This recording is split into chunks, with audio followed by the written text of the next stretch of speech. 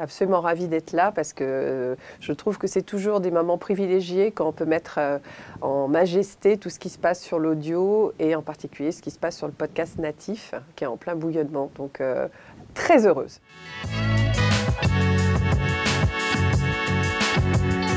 Très positivement. Moi, je trouve, on a vu une étude qui nous a été présentée tout à l'heure par le CSA et on voit que cette étude met en avant le fait que les podcasts natifs répondent aussi à un besoin de plus de divertissement, de s'ouvrir l'esprit, de sortir quelque part du monde morose dans lequel on est.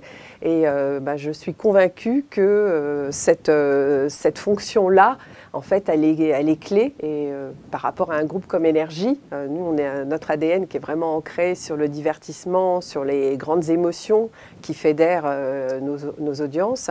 Je suis convaincue, effectivement, que ça, c'est un élément clé dans l'avenir et le développement encore plus fort des podcasts. Donc, je pense qu'on n'en est qu'au début de l'histoire.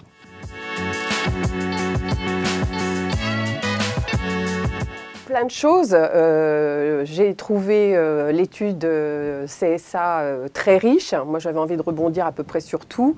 Donc, effectivement, déjà, cette logique de divertissement, le fait que le marché est en train de se structurer, qu'on est sur une population qui est très ciblée, finalement, d'amateurs de podcasts, mais qui, moi, je suis convaincue que ça va s'ouvrir.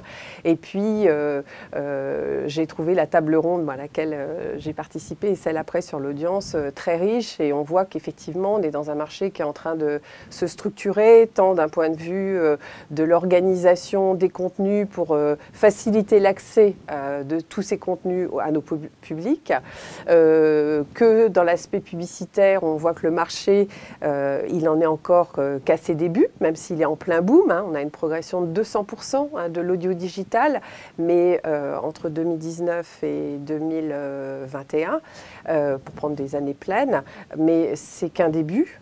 On a des usages là qui vont très vite, et donc la publicité va se structurer derrière. Et puis après, il y a tous les enjeux de mesures d'audience sur lesquels, là aussi, il y a beaucoup de choses qui sont en train de se construire, de se mettre en place. Et puis, idem sur l'aspect efficacité des podcasts.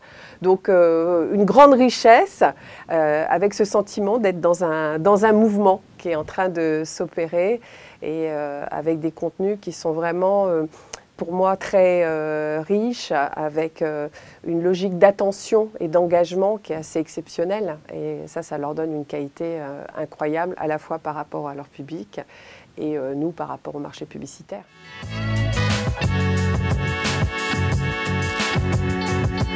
Évidemment.